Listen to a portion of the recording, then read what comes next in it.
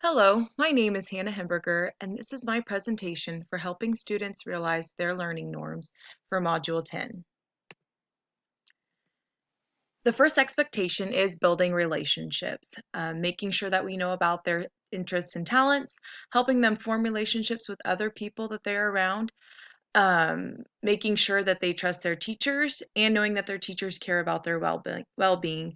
And I will say, as for teaching at a behavior school, this is the very first thing that I start doing when I get new kids in, is I start building that relationship and talking with them and just figuring out who they are and what they like and learning to like the same things as them and just starting to build that form of trust.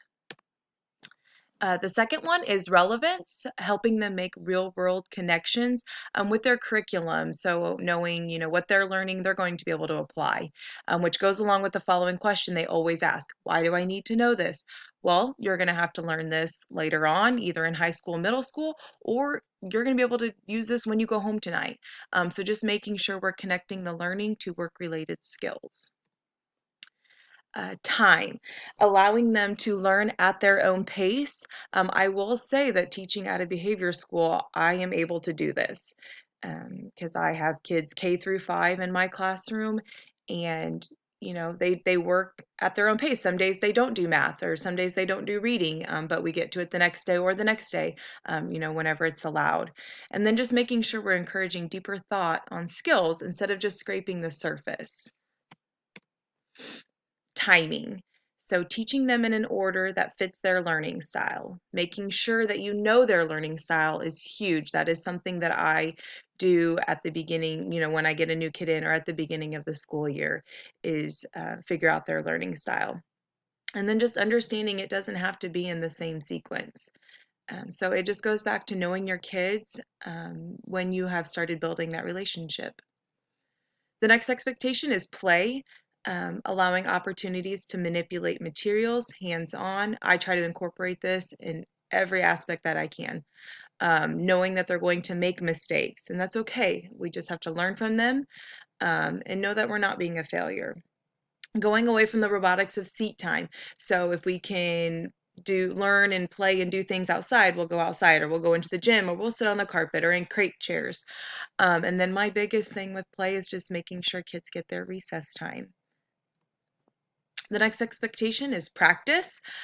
So not moving on too fast from newly learned skills. Again, at my behavior school, I have the flexibility to allow this, I believe, more than just a regular public school, as I can teach a new skill one day, they can practice it the next day or even the next day if they need to, until they've got the hang of it.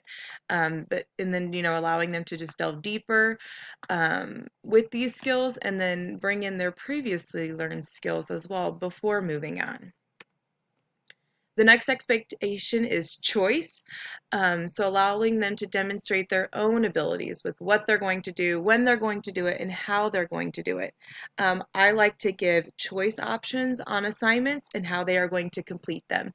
So for instance, if we're learning about something for social studies, they can either like do a project, work on worksheets, read and do stuff like that. So I have the flexibility to offer more choices for how they are going to show their learning.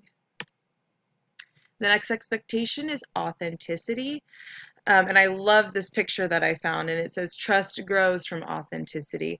So students knowing that their work is valued and has meaning also builds trust with them. So we're not just giving them worksheet after worksheet after worksheet, but I make sure that I grade everything and give them feedback, and show them that I am looking at what they are doing and I do care.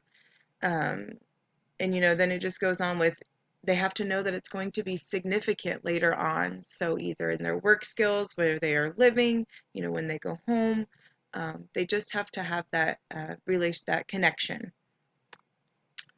The next expectation is challenge. And again, my picture is stepping out of your comfort zone.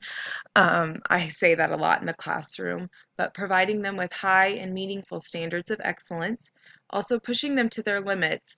The rule of thumb that I like to use is the three Goldilocks bears. Not too hard, not too easy, just right.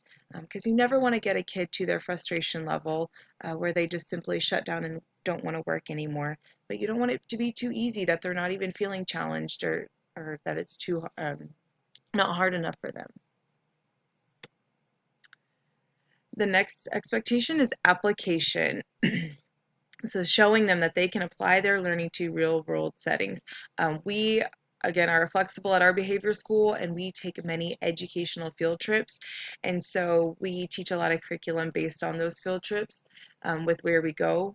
And because so I'll teach a skill one day, and then maybe a week later or whenever we'll have a field trip or we'll utilize the application piece.